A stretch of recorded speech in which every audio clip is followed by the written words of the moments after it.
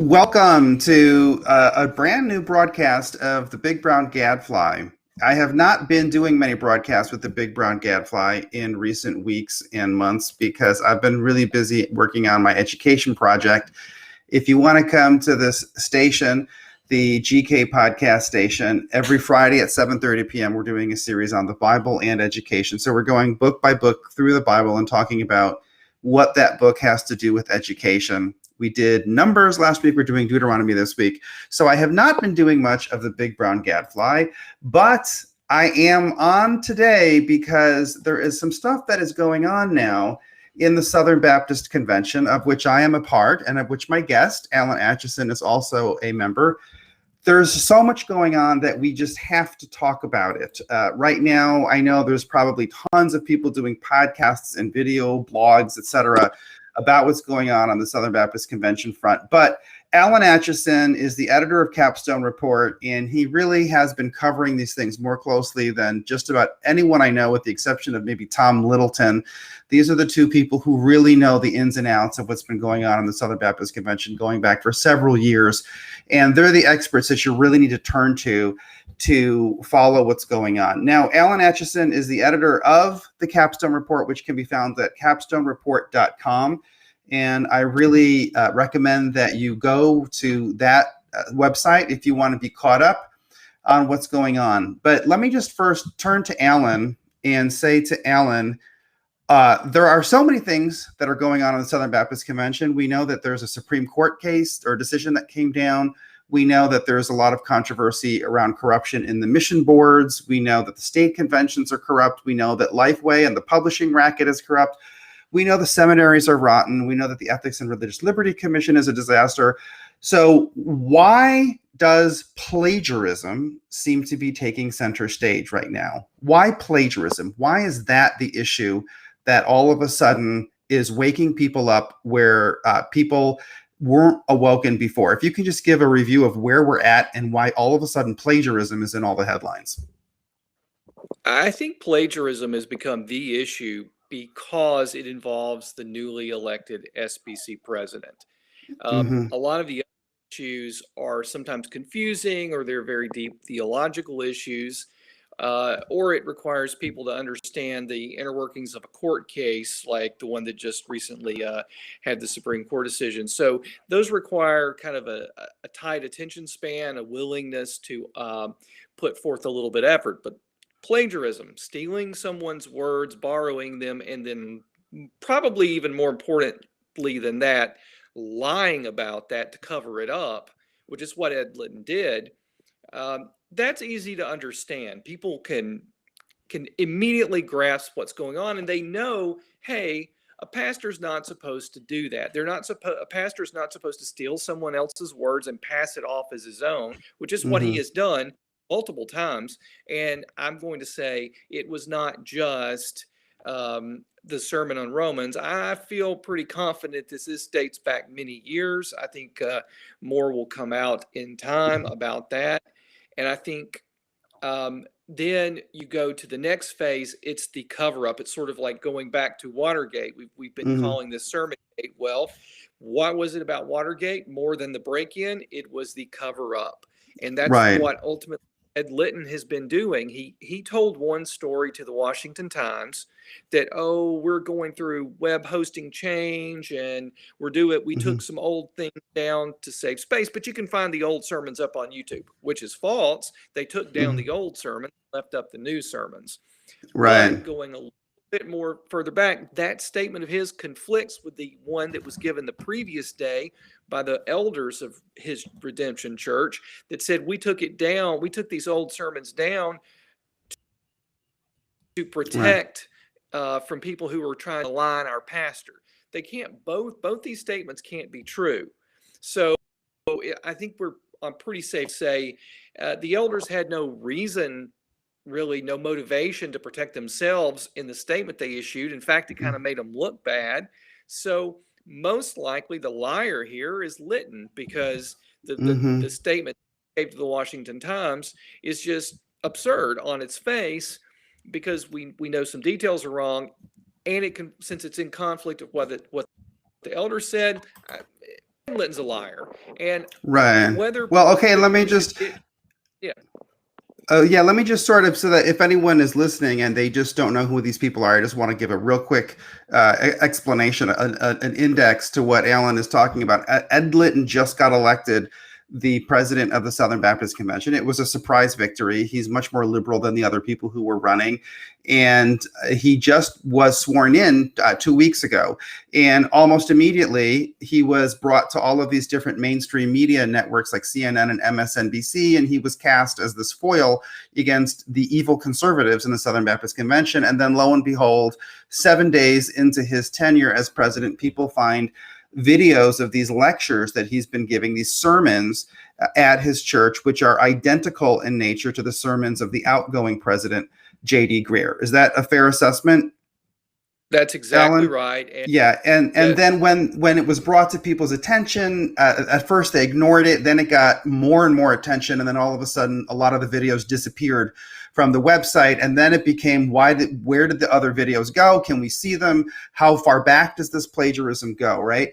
So it looks as though there is dishonesty on a certain level, not only on the part of Ed Litton, who is the new president, who looks bad because if you're a pastor and you cannot write your own sermons, that's not a good sign, and definitely not very, it doesn't give us a lot of confidence about your ability to lead the Southern Baptist Convention. But it also points to the corruption in J.D. Greer, who's the outgoing president, who delivered the sermons that were copied by Litton. J.D. Greer's sermons came first. I think there's up to 6 of them, 5 or 6. Is that correct, Alan?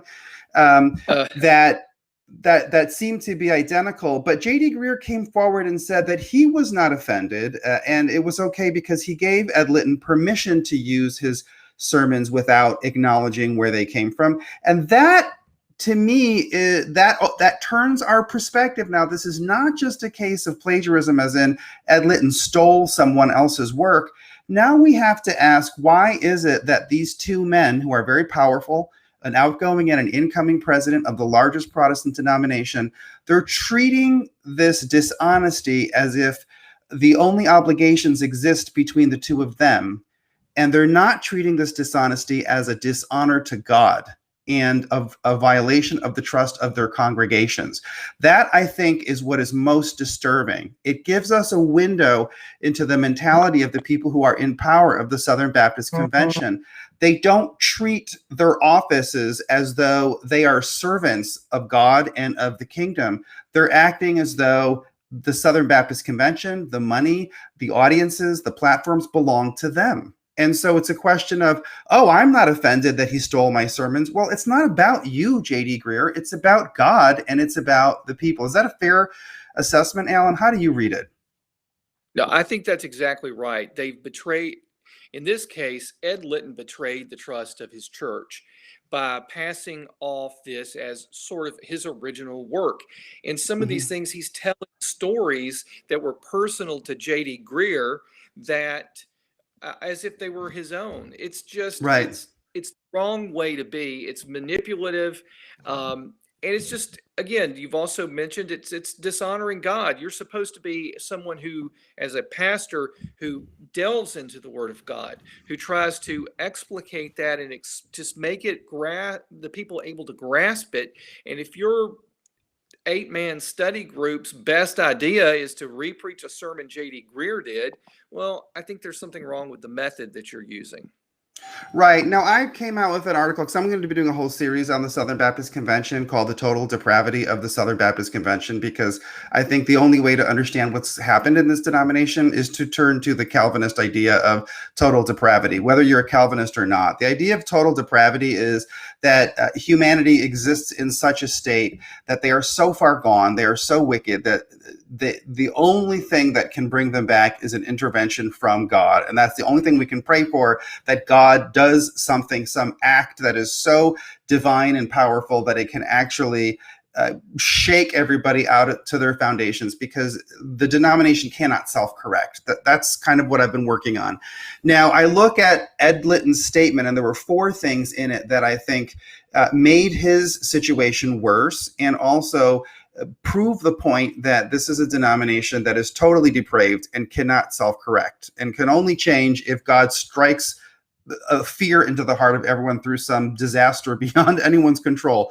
The first thing that Ed Litton said was that it wasn't totally his fault because there's a team of 8 people who work on his sermons, and he tried to imply that because there were 9 people who write his sermons, that it wasn't really totally his fault because the content didn't just come from him. And that to me is very disturbing on a number of different levels. It's not clear to me why this pastor, Ed Litton, thinks that he deserves the position of head pastor. And I'm sure he is well paid. People tell me that his Instagram feed shows him traveling and living a very glamorous life. So he's well compensated. What is he getting paid for if he's having his staff who are supposed to be dealing with all of the paperwork, keeping the lights on, paying the bills, balancing the books, organizing the children's daycare, and organizing the vacation Bible school, and doing all of that important work that they have to do. And then on top of it, they have to write the sermons for a man whose job is to write sermons. I think it's an abuse of people's funds. It's an abuse of his position of power. This is not the way that Jesus Christ told us we are supposed to treat one another as Christians. He said, do not lord and dominate over each other the way the Gentiles do. You have to be a servant. And so I think that itself is a problem. It's also a problem because that seems to look a lot like an arrogant university professor who puts his name as the first author on research publications when in fact they're having the grad students do all of the data and actually even draft the copy.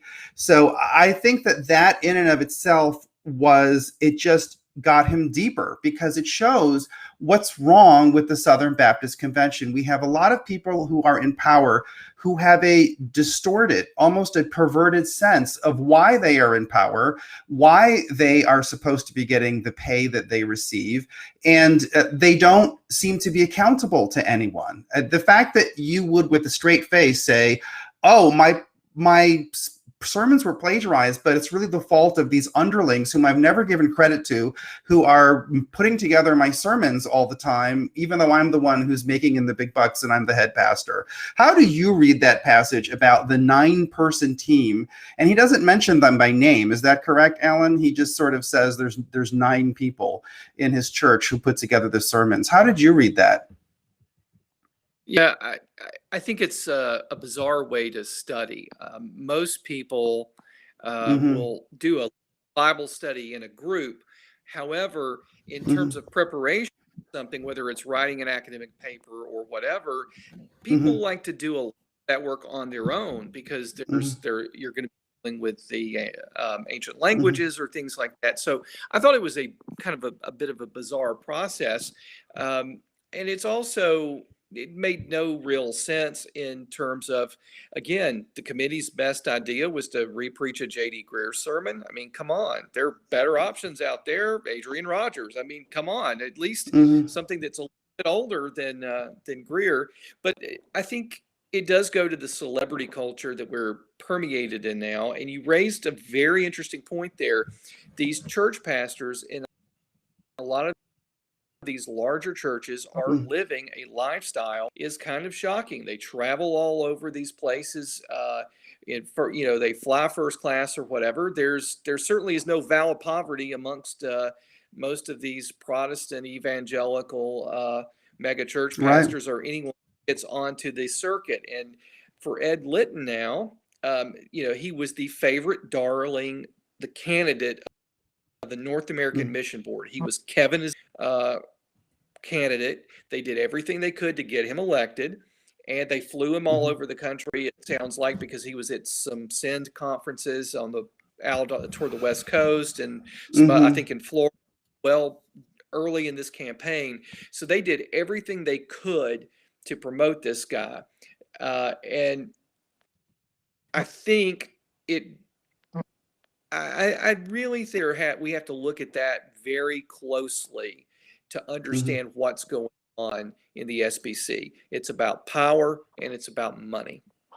When I was in the midst of the conflict at Southwestern Baptist Theological Seminary, I was trying to follow the Matthew 18 method. So I was dealing with this provost who had come from Southern, and they were spending all of this money to redo one of the houses on campus so he could live in it. And I was just your run-of-the-mill professor that he was trying to drive out of the campus. And I showed up with two of my friends who were pastors, who were just small town Texas pastors who were alumni of that seminary, because I wanted to follow Matthew 18. And they came with me as my witnesses when I went to have this meeting, because the provost had made a lot of threatening overtures towards me. And they sat there, and in the meeting, and you can actually hear the tape because I tape recorded it. It's available at enemieswithinthechurch.com. I said, this seminary doesn't belong to you or me. It belongs to these two gentlemen and people like these two gentlemen, people who came here, who paid their tuition, who got ordained out of this seminary and are now running churches for the Southern Baptist Convention. And you can hear on the tape what that provost said. He said, this seminary does not belong to them. I was hired to be the provost here. And he didn't say it belongs to me, but that was basically the implication of what he said. That is one of the biggest problems in the Southern Baptist Convention. There's no sense of boundaries. There's no sense with the people in power. And this goes across every entity. You talked about Kevin Ezell. We can talk about him till the cows come home. You can talk about the missions, Lifeway, the seminaries. All of them have the same problem. The people who are in control act as though these things belong to them. They act as though the money belongs to them, the buildings belong to them, the publications belong to them. And so they do exactly what you're talking about. They hire their friends, and there's no meritocracy. And that's not biblical, because it says in the Bible that you should not show partiality. Jesus Christ said that. You shouldn't show partiality, and you shouldn't have unequal weights and measures. So it shouldn't be that and also remember that Paul says in his letter to the Corinthians that we are all given particular gifts. So if Ed Litton is not given the gift of composing original sermons, he should not be the lead pastor. Do you understand what I'm saying, Alan? That it's unbiblical on every single scale. And it's unbiblical for people who are his friends to push him not only to all of these conferences when he needs to be spending that time developing his skill of composing sermons. If he can't compose original sermons, he needs to be on his church overseeing the people that he has told to write the sermons for him.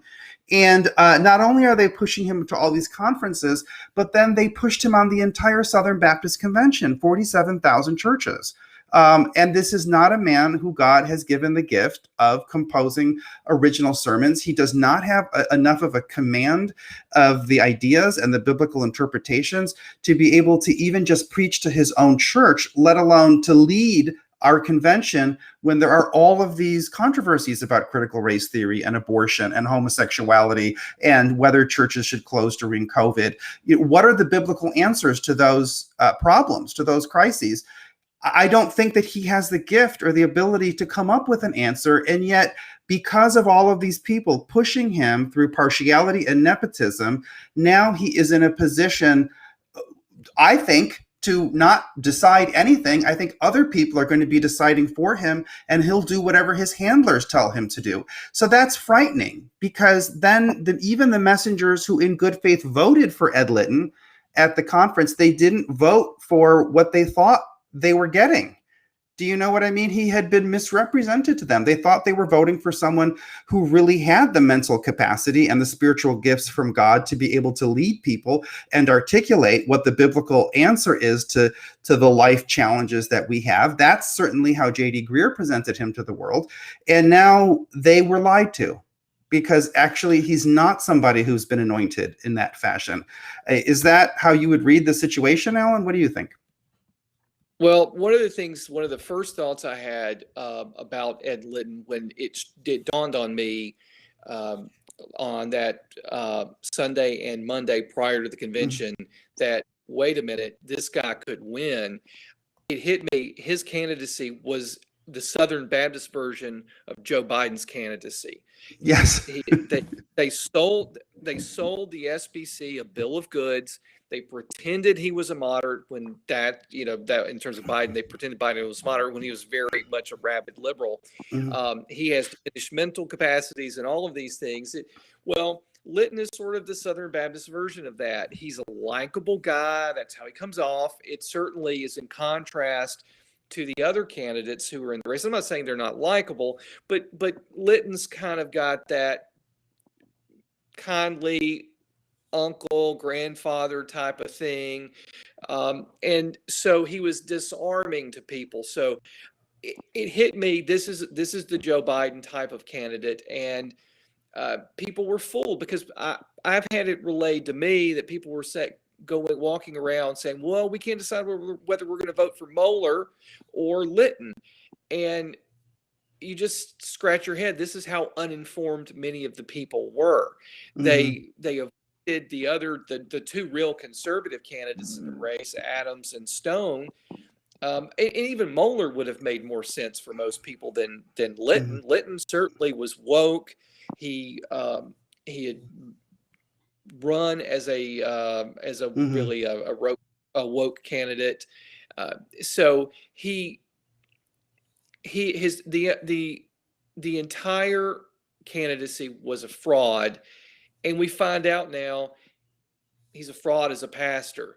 Right. I mean, it really is a question of fraud. And I'm seeing on Twitter, it's very disturbing, Bart Barber, who is someone who has done many things in the past that lead me to conclude that he has a serious ethics problem, because he has a habit of always waging all these political battles behind a veil of righteousness. It's really, really infuriating.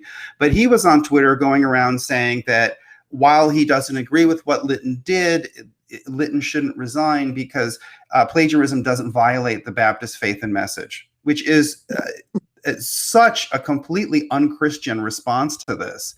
I'm sorry. Everything I just told you about the way they have handled Lytton is unbiblical.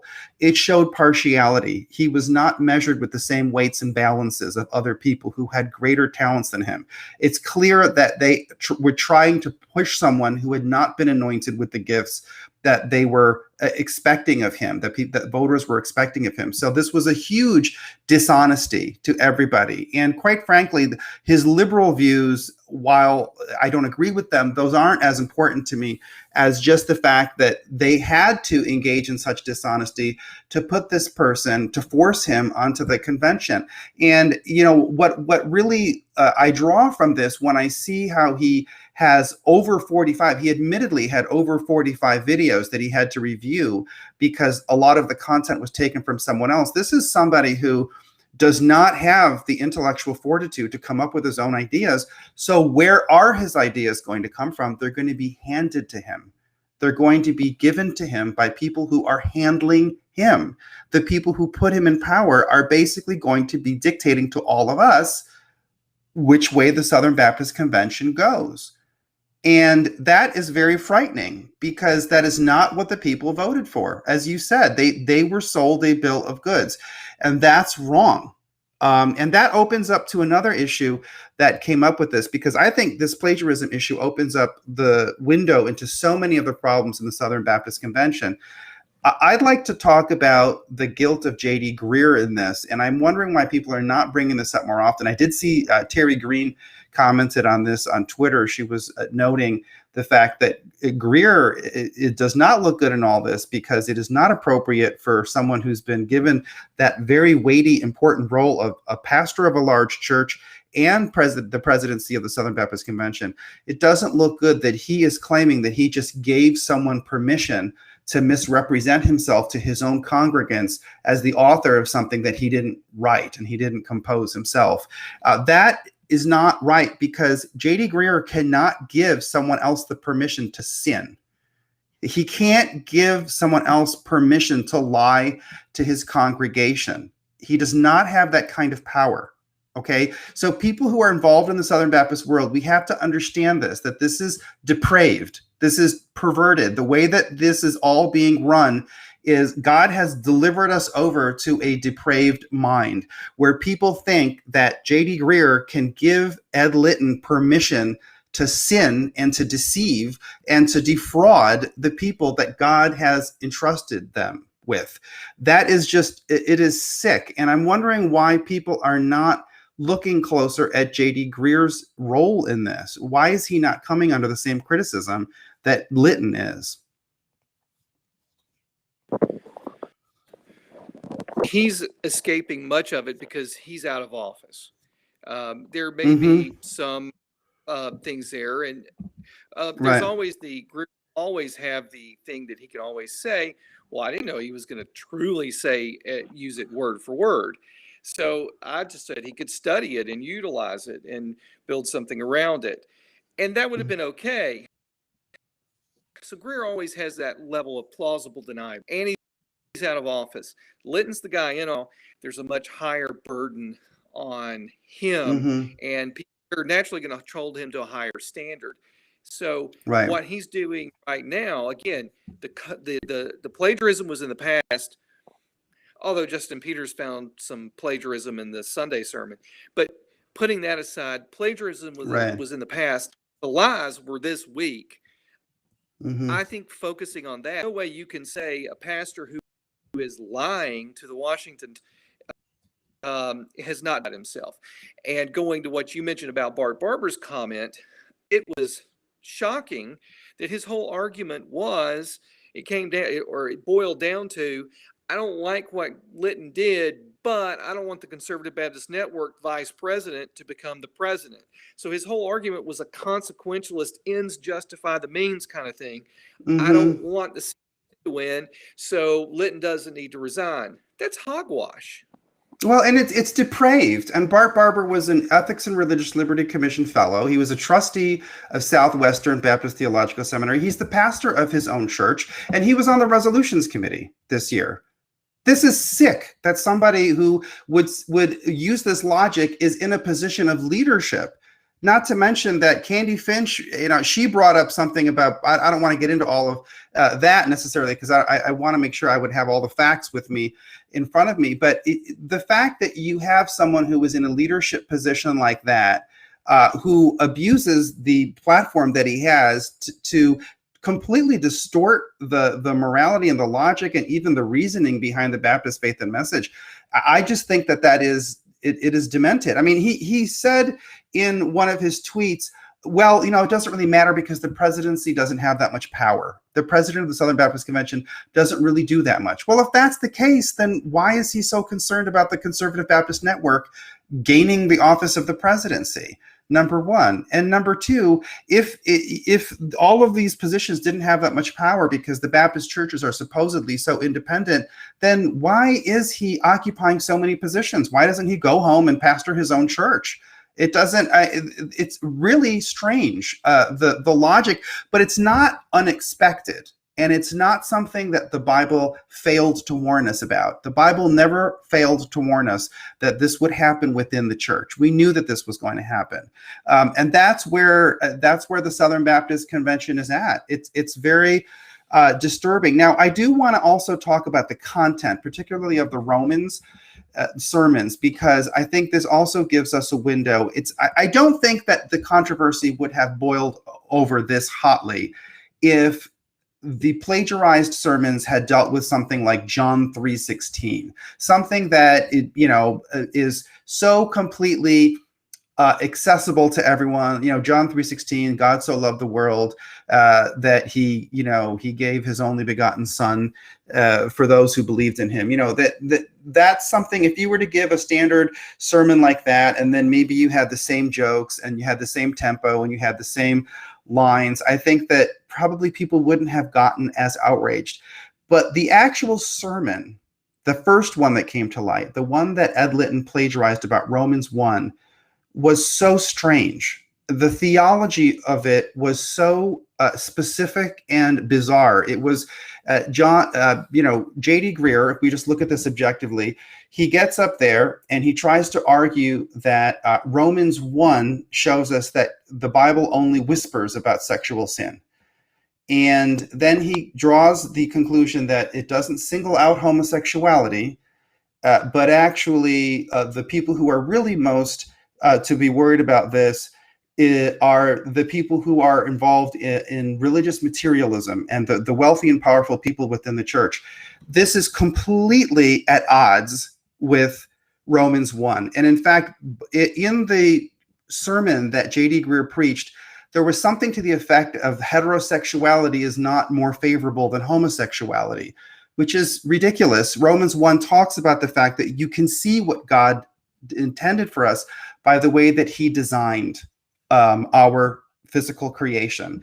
And then he goes from there to using homosexuality as the example of people who, without any excuse, failed to understand the design of what God created. So it's clear that God intended heterosexuality and didn't intend homosexuality. So the sermon was so twisted and it was so specific that you have to wonder, how is it that anybody would have come up with that, and then that someone else would plagiarize it and not notice the absurdity in it? I think it brings a lot of worry because it makes me go back to the historical record of what was being said by people like Matthew Vines. Do you remember Matthew Vines, how he was trying to bring all of this theology from earlier theologians like John Boswell, and they went over all of the so-called clobber verses like Romans 1 and Genesis 19, and they had a theological argument for each one, and they got a lot of money to do this. They would go from church to church, and they would present their theological argument, their strategy of how to massage the sermons to downplay the anti-homosexual content in these things. So I am left with a very sneaking suspicion that I don't think that J.D. Greer really composed that on his own. I think that there was a third party that has mass produced the talking points and that has been working very actively to build these strategic partnerships with pastors so that they can implant this propaganda into the sermons. And that makes the whole thing so much worse, because that makes you realize that even if you just want to write off the seminaries and the Ethics and Religious Liberty Commission and Lifeway, the problem is that this corruption, this financial and perverted corruption, has reached the level of your local Baptist church. And that is so chilling, and it makes it feel like none of us have any grip on this. You feel completely lost as to how to even roll it back. What reason could you come up with, Alan, for the strangeness of that sermon and the fact that that sermon was not only delivered by one person, but then plagiarized by another? Well, I think that it is clearly a sermon that's designed to please the spirit of the age rather than to faithfully explain what the Word of God says. What God has given to us explicitly is that homosexuality is a really big sign of when we've gone astray, and the fact that J.D. Greer says, well, the Bible whispers about that is absurd. Dr. Robert Jeffress, the pastor of First Baptist Church of Dallas, Texas, responded to that, and we did a story on how he took J.D. Greer's thing apart. Todd Starnes' show, and I think it's Dr. Jeffress was 100% correct. It's just an absurdity. We know that the only reason that it's become an issue now, because for 2,000 years of church history, it's been uniformly considered abnormal, wrong, extraordinarily sinful. It is in a special category. And it's one of the big lies that evangelicalism has told itself, or been told since certainly since the 1950s, that all sins are equal. Well, no, they're not. Right, and certainly not Romans 1. That's definitely not the message of Romans 1. Do you know what I mean? I mean, there's a very specific reference in that chapter, and it is such an important chapter of the book. But I was being exposed to this when I was in college in the late 80s and early 1990s. I just can't believe how rapidly that theology spread everywhere. Now, Phyllis Combs Anderson says, I have been noticing that most all pastors are speaking on the same message on Sunday in the churches, so none are studying on their message with the Lord before services. Bingo. Thank you very much, Phyllis. That is absolutely what I think this indicates. So this points to a much deeper crisis than just one man's plagiarism. This forces us to confront the reality of mass-produced sermons, of the fact that pastors are being hired and placed in positions when they do not have the anointing of God. They do not have the spiritual gift that they need to have in order to be pastors. We are putting people in pastor positions because of considerations that come from the world, because of nepotism, because of favoritism, and we are blocking from the pastorate so many gifted, talented people who could do that work and who have received those gifts from God. All right? But they're not being placed in the pastor positions, and this is all a disgrace before God. God said, do not show partiality. God said you should have equal weights and measures, and the Word of God says that different people have different spiritual gifts. And why do we have Lifeway mass producing the Bible school, the Sunday school guides that everyone seems to be all working from at the same time? Why do we have companies that will mass produce sermons so that you have hundreds of different pastors who are all using the same method, asking the same questions to the congregation, using the same gimmicks, etc.?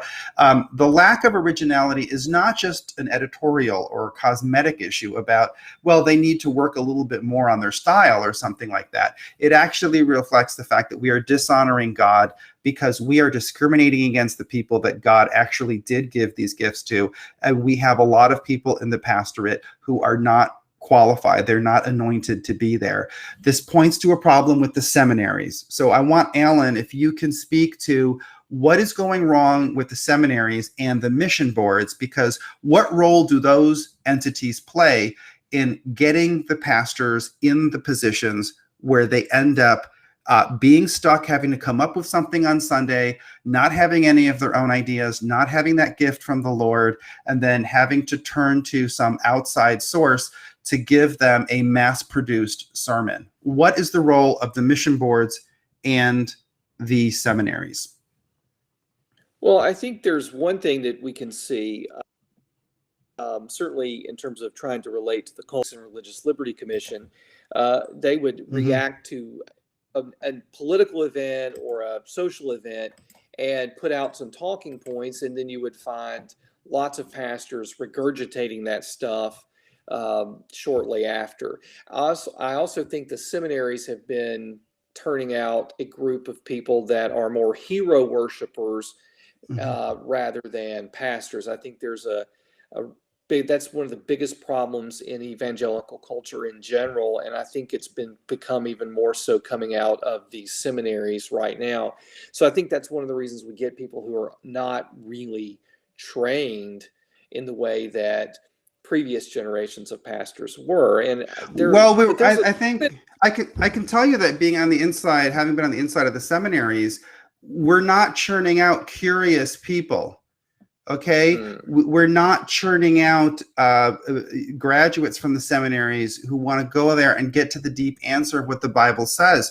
We're churning out graduates who have flattered their way up the system, because people who are really, truly driven and want to get to the truth and are not going to go by what the world says, but they want to go by what the Lord says, those people are driven out by somebody, who's in charge of the seminaries. They want yes men. They want worshipers. They want company men. They want fanboys. That's what they go for. And you have professors. Even a lot of the professors that I used to work with or that are at other seminaries that are now all over Twitter. And you see that they get 500 likes from some stupid tweet that they put up there.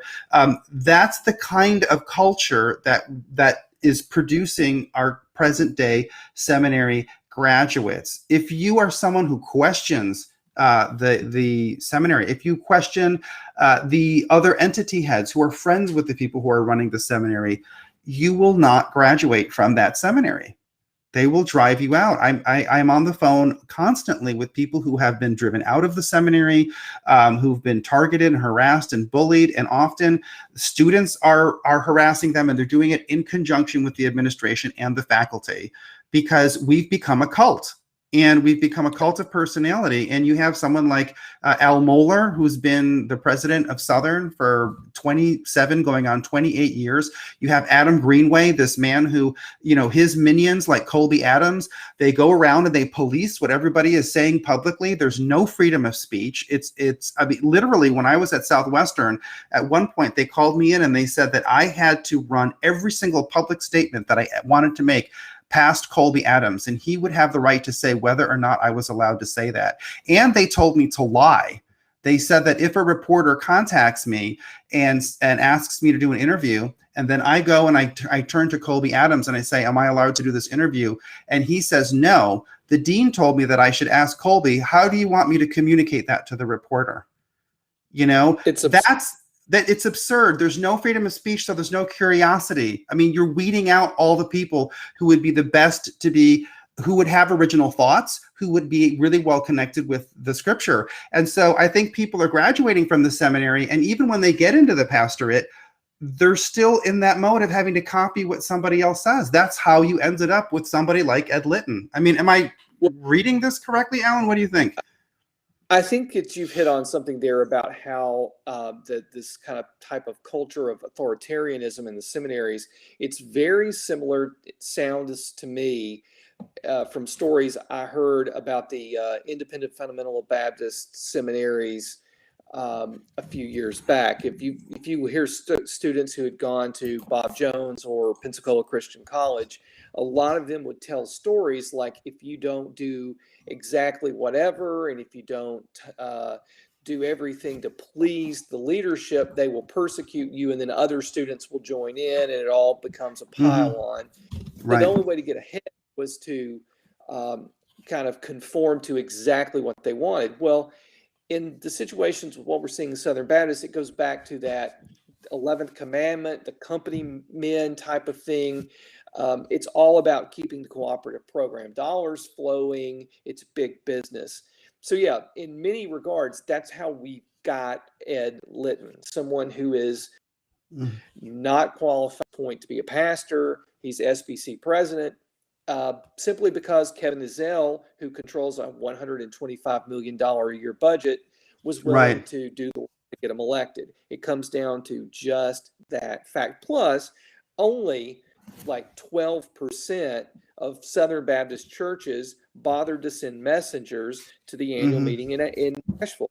So this is how things happen. They exploit Yeah, no, I think, I wanted to just pick up on what you said, because Ed Litton is a graduate. He has a Master of Divinity from Southwestern Baptist Theological Seminary, and then he got his PhD at Southern Baptist. Is that correct, Alan? It's his Doctor of Ministry at Southern. At Southern. And then he was very much tied into Kevin Ezell, who's the president of the North American Mission Board. They're the ones who go out and plant churches. So they have a lot of the power. The seminaries give you the little piece of paper, and they connect you with everyone who's going to help you get into the pastorate.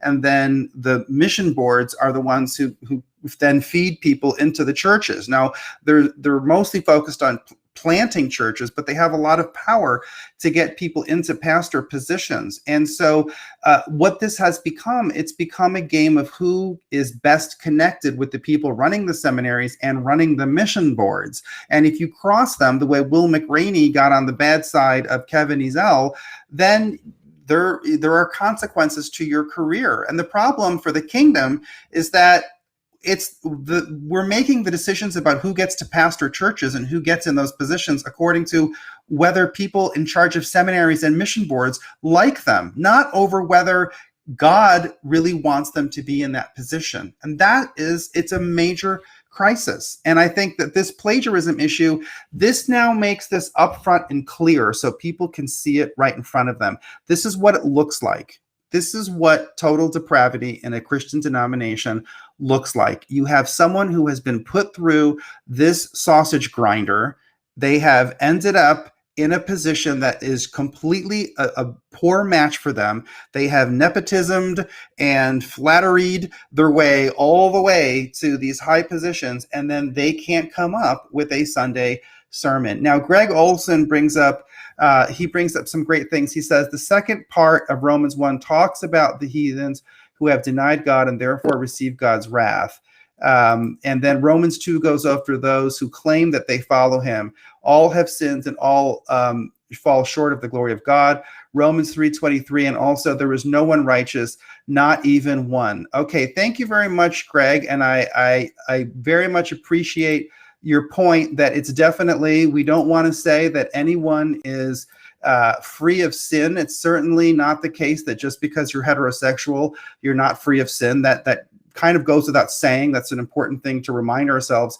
But at the same time, Greg, the thing that you have to remember about Romans 1 is that it does speak very specifically about the problems with homosexuality. And it has a bunch of other sins listed in there too, but it gives quite a bit of attention to the problem of homosexuality in Romans 1. So we cannot read that chapter and say that it doesn't. I mean, you have to go by what the text says. That does not mean that then you're going to say that everyone who is not a homosexual doesn't have any sin. The problem is homosexuality is a sin, and someone that is practicing homosexuality is practicing sin, and it's something that they have to deal with. And those sermons were trying very much to minimize that part of Romans 1 because that was the end process of a decades-long effort to try to edit that out. Okay. So Greg Olson also has another comment. Let's see what he says here. He says, where does the balance come making your own sermons, but also using wisdom from other pastors who have made good points? Is it just a matter of making sure to quote them? Alan, you can speak to this. I'd like to be able to say something to that. Is that okay, Alan? Greg, I think that there is a balance. You use the word balance, and I think that makes sense. I think that you definitely, if you are a pastor, that is your job. Your number one job is to share the word of God with your flock. Now, you also have to do things like officiate funerals and do hospital visits and marry people. You're a leader of that community, but one of probably your most important job is to share the word of God, to feed your flock. So I think that you need to be in the word, and you need to be prayerful, and you need to be connecting with the Holy Spirit in order to come up with those weekly messages.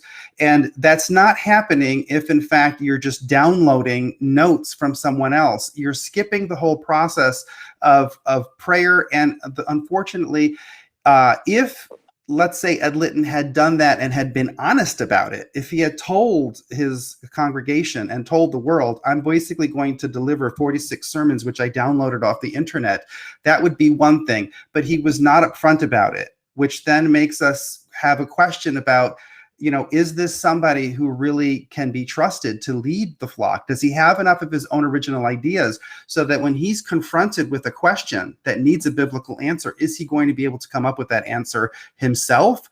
Or is he going to be telling someone to just hold on while he goes and YouTubes or Googles the answer? I think the balance has to be that you can draw wisdom from other pastors. I think that you can draw from the spirit of what they say. Sometimes you may draw from an idea without necessarily citing them directly. Of course, if you're using their actual words, as happens in Litton, you should absolutely quote them and acknowledge where that came from. But also, I think that this was excessive on Ed Litton's part. He needed to be doing some of his own sermons. This was too much of just basically taking a data dump from somebody else. Alan, how would you answer Greg's question of where does the balance come in making sermons? Well, and I also want to say that I think it's probably more than the 4 or 5 sermons we know of right now. And we don't know how many years total this was going on. So that's something to keep in mind. I have it on pretty good authority that it's been going on for many, many, many years. Now, I'm not saying that means, how many, who knows? But one of the things to keep in mind there is if Ed Litton had said, these words, there's some great words I want to share with you today from a pastor I respect, Jd Greer, who preached this sermon. It's been on my heart. I need to share this with you. He says it better than I can say it. But that's not what he did. He specifically misled the people listening into thinking that it's his words. This is what he gleaned from God's word in his own study. And I wonder how many of the people in his, church, uh, they would have been fine with his little disclaimer. I'm sure, but again, if you're using someone else's words, it's best not to.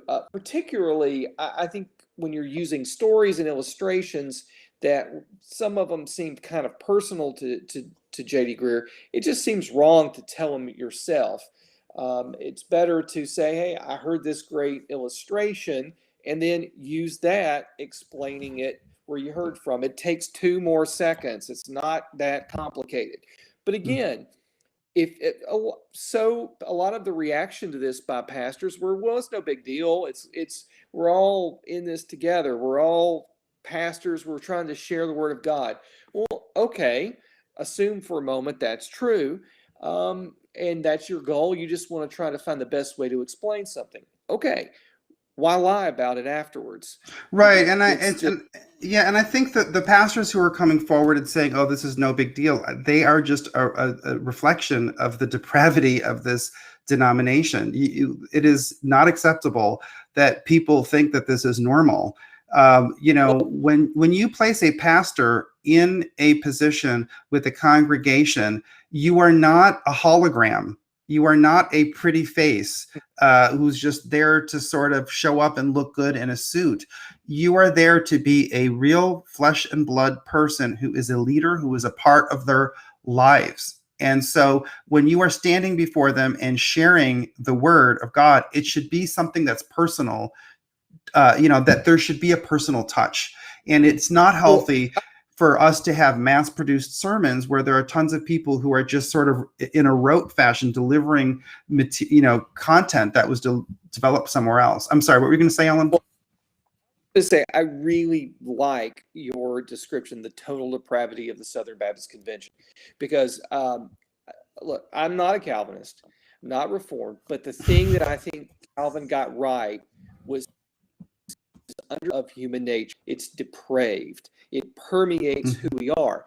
And that's one of the reasons when you look at the Southern Baptist Convention, you will see the nature of humanity clearly on display, with all of the manipulations that you get in any type of political organization where there's large amounts of money at stake. And that's the sad reality, is that the church is filled with people who love lucre more than they fear God. Mm-hmm. Yeah, and some of them I don't necessarily think are driven by greed, because I think of all of the hangers-on, the people who cling to the powerful mega pastors or the rock star pastors, and through thick and thin, even though they're underpaid, and even though the people treat them really kind of poorly. I mean, some of these pastors, sometimes they'll use these underlings and they'll carry them from assignment to assignment and then dump them. And then you have situations like people who cling at Southwestern Baptist Theological Seminary. I know of people who were there who were total Patterson fans until Patterson was gone. And then they tried so hard to ingratiate themselves with Adam Greenway, and Adam Greenway still fired them, made them sign a non-disclosure agreement, and then gave them a little bit of time to get pay to patch them over to their next part in life. But it's not lucre in that case. There's something even more pathetic to it, that people are so afraid of losing the prestige or the comfort or the institutional honor of being affiliated with these people, that they care about that more than serving God. And that is also part of it too, It makes sense. There's a status there that people crave in some of these things, and so they'll endure whatever. And I think that you're right, there are going to be a lot of different motivations for people to endure, and the celebrity culture makes it really easy to exploit people. Yeah, I think that's another thing, is that we're attracting a lot of people who are afraid. who are really who don't feel like they can live or survive outside the church, and that's understandable. We live in a very cold, anti-Christian world, and I'm not saying that the world outside is going to be great. Okay, but the problem is if you are afraid and if you're clinging to your job or you're clinging to membership in your church because you are scared of what the alternative is, then you're going to end up not being afraid of God. You're going to end up being afraid of the institution rejecting you. And then that you're living in Romans 1, which is, that's what happens in Romans 1, where they forget that God is the one that they have to be grateful of and reverent towards. And then they start honoring other things. I just wanted to mention that Greg Olson said, I totally agree with your point too. I wasn't disagreeing about Paul's emphasis. Yeah, thank you so much, Greg, for that clarification. Yeah, that was pretty much how I took what you said. The reason why I added a little bit of a clarification there was I wanted to make sure people didn't walk away with the wrong idea. But yeah, I got you, and I'm really grateful that you joined and contributed these thoughts to us. And feel free to add anything more to it. Alan, what did you have anything more that you wanted to say about what this sermon gate exposes and tells us about the situation in the Southern Baptist Convention? Well, I think one of the things, and we've kind of addressed it, but I think it bears particular emphasis right now, are the people who are enabling Ed Litton to stay in a position of authority when after this, because they don't want the Conservative Baptist Network to have the presidency. It shows that they're willing to compromise on any issue of morality for political power. And I think that's really important, and it should really help people, because it's a very cynical move they're making. If plagiarism is, not disqualifying, what sin does? Adultery?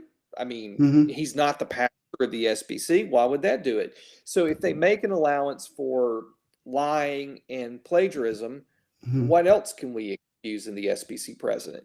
So I think that's particular emphasis right now. We need to be looking at these pastors that are enabling this behavior, and their churches need to hold them accountable. Yeah, I think it's a good point. And like I said, the Lord hates unequal weights and measures. He hates hypocrisy. And many of the people who are rushing to defend Ed Litton and to say that he does not need to resign they did not show this grace to Mike Stone. They did not show this grace to Paige Patterson. And that's wrong. That's wrong. Okay, if you were going, and let me tell you something, I want to talk about the sex abuse issue, because Jennifer Lyell posted something on Twitter. I don't know if you saw this, Alan.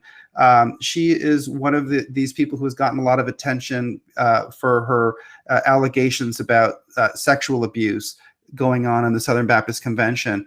She came forward and she said, on behalf of sex abuse survivors, we should cease and desist from criticizing Ed Litton, because Ed Litton was elected so that he could take care of the sex abuse problem, and they want the investigations to be carried out before people can criticize Ed Litton over plagiarism. Now, let me just respond to this, Alan, okay? And this is something that's very personal for me, and it's very painful, and I hate to have to bring this up. But I am a sex abuse survivor.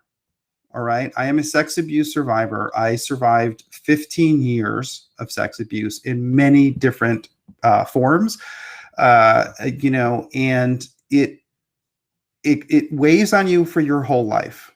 And it was a big part of the reason why I was forced to leave Southwestern Baptist Theological Seminary, because they did not feel comfortable with a man writing about having gone through that much sex abuse, and they did not want to get entangled in an argument with the gay community that they were not prepared for. See, they're prepared to talk to the gay community about sin and being delivered from sin. They don't know how to deal with the crime that the gay community covers up quite often, okay? Because there are crimes.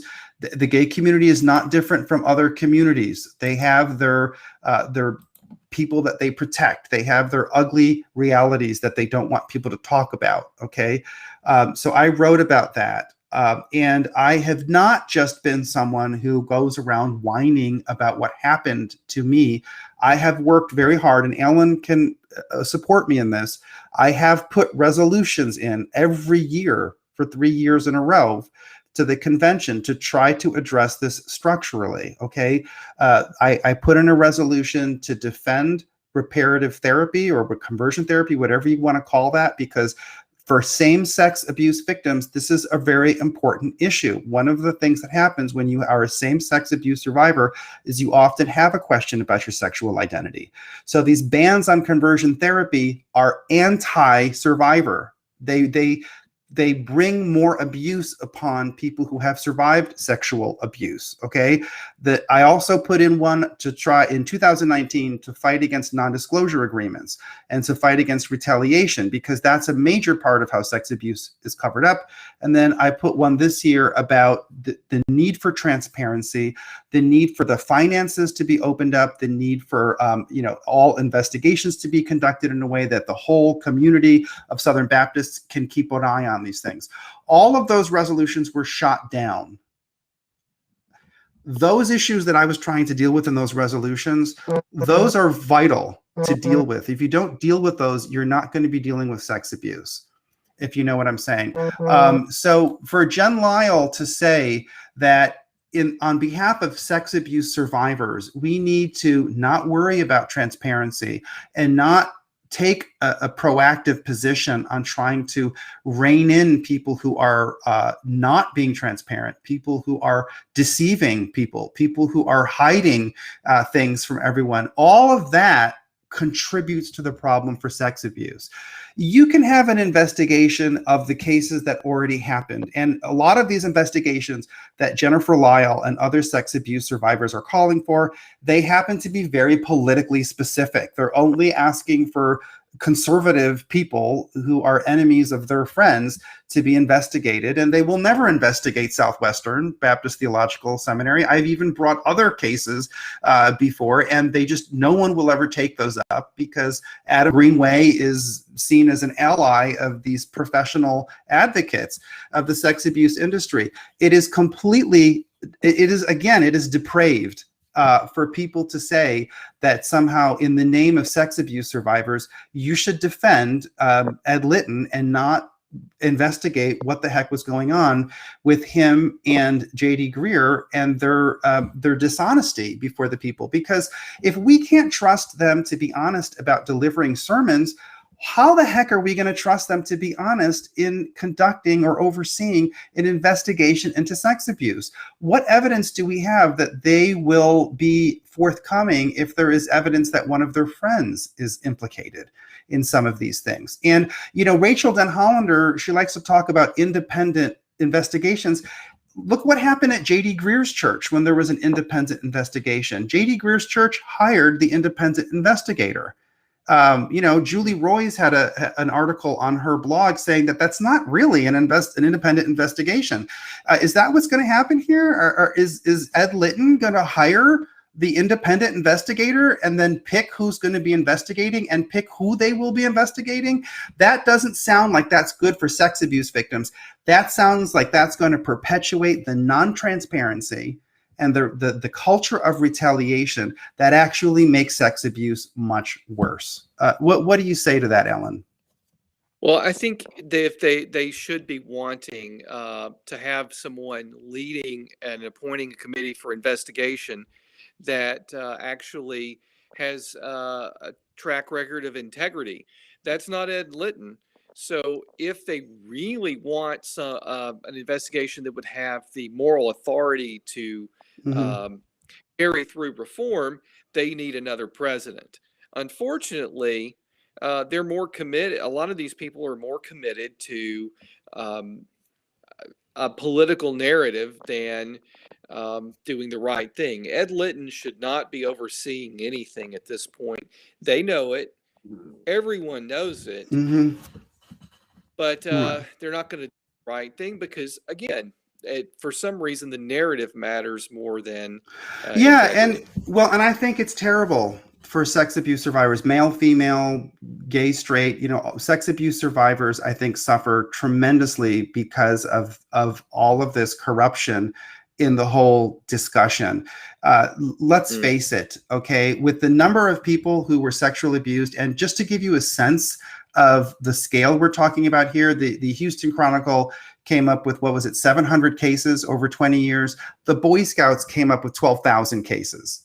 Okay, so there's a lot of sex abuse out there, and not every single person who is sexually abused is going to get the benefit of having a large-scale investigation into all of the things that they can bring forward as evidence of their abuse, because there just is not enough, there are not enough resources to do that. So what we do when we focus entirely on investigating cases that have already happened is you end up having a few select cases that get all of the attention. And why do they get the attention, whereas other people don't? It's often based on politics. It's who their perpetrator was. It's who their friends are. It's whether they are photogenic or whether they are a captivating personality for the screen. None of that is good for abuse survivors. An abuse survivor should not feel like, oh, I'm overweight and unattractive, so no one's going to care about my story. That is not healthy. So the way to approach this is, especially as a Christian denomination, you have to change the culture. You have to prevent future cases, and you have to create a culture of openness where people can come forward as a general rule, so that in the future you could deal with these things in a way that's transparent and ethical. And you have to go by the gospel. The gospel frees you from that kind of abuse through forgiveness. And that's something that's missing from this entire thing. The way that I was able to overcome what happened to me was I had to get over it. I had to forgive what happened to me. I had to forgive my family members that were involved in some of the reaction to it. That was very, very traumatic for me. And I had to get to the point where I would put my energy into helping other people to not have to go through that. That's where you have to get your energy. But so much of what's been going on with this sex abuse discussion is there are handpicked people who become very famous. Their stories take up all the attention, and they become celebrities who are so focused on their own case that they will run roughshod over other people. I mean, Alan, you and I were on Twitter, and we were having a difficult exchange with one of these people who is a very high-profile abuse survivor advocate, and she basically described what happened to me as, "Oh, must have been a bummer, but I can't help you." That is not in the abuse survivor community that I've been involved with.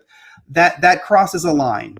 You don't behave like that. And this is what we've seen, because I've been involved in these discussions for decades. And this is what we've seen with some abuse survivor advocates who become so full of themselves and such big celebrities in their own right that they actually end up becoming a part of the problem. And they inevitably end up giving cover to other abusers, because those abusers didn't abuse them.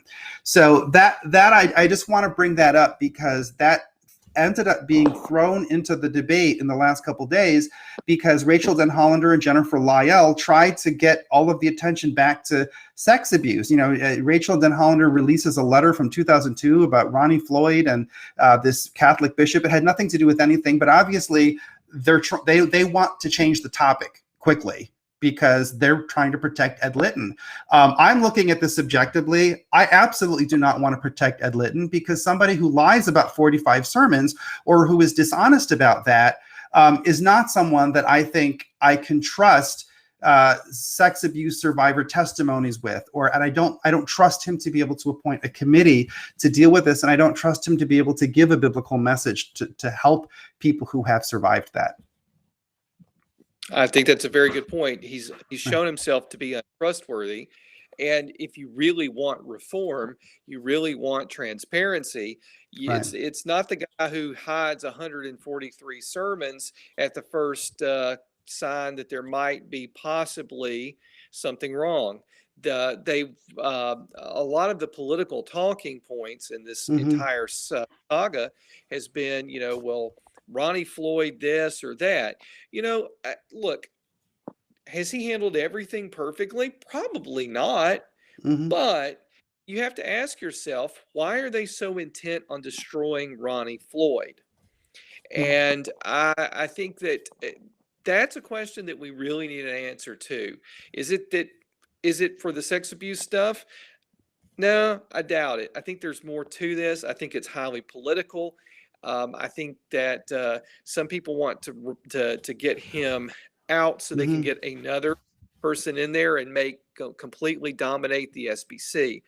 So I think a lot of Hmm. what we're seeing there is totally political, and Ed Litton's part of this cabal trying to Hmm. transform Southern Baptist Convention.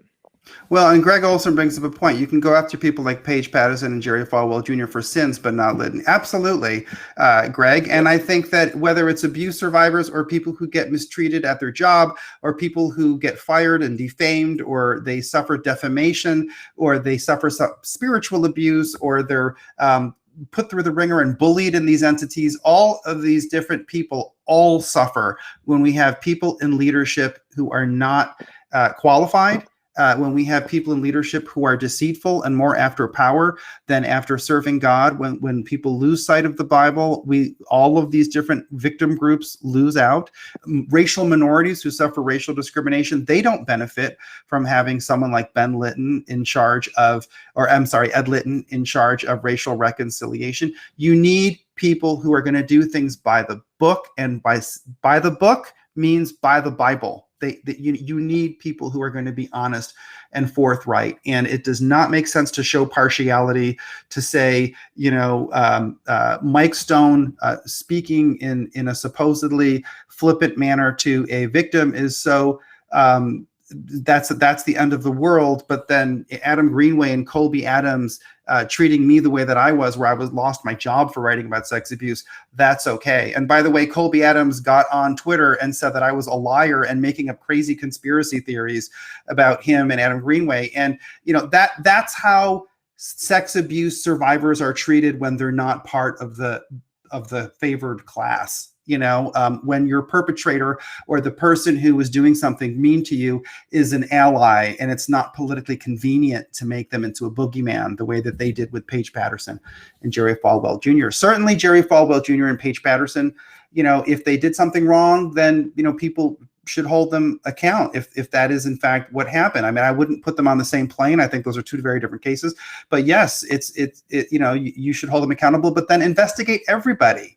Don't have one standard for Paige Patterson and then another standard for Ed Litton, if that makes sense.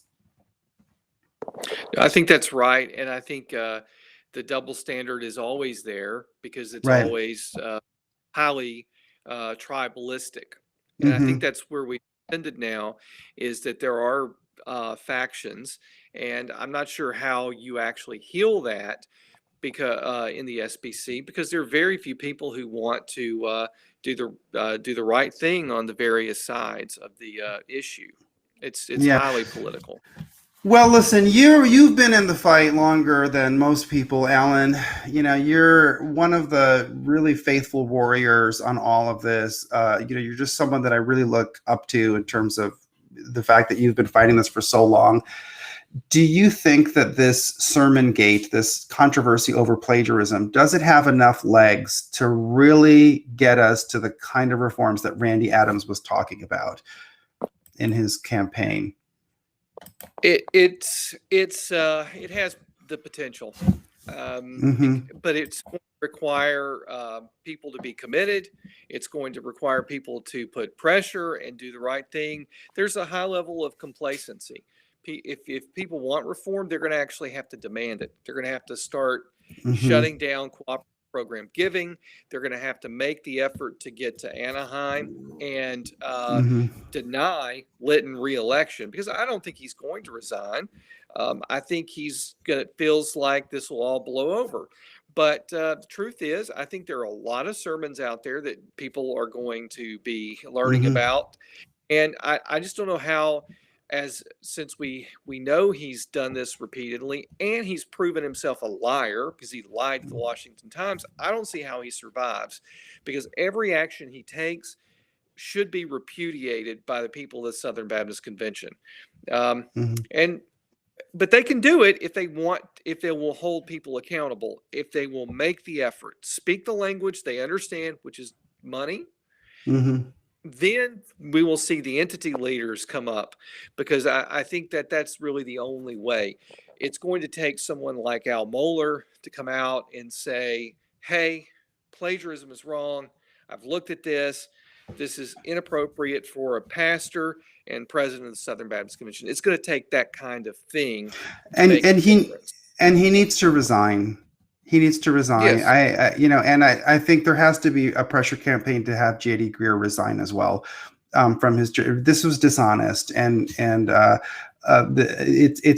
is in conflict with what your duties are as a pastor. And I don't have the power to make anybody resign, but I could say that that's what should happen. And hopefully maybe there are people out there who can mount that kind of pressure campaign.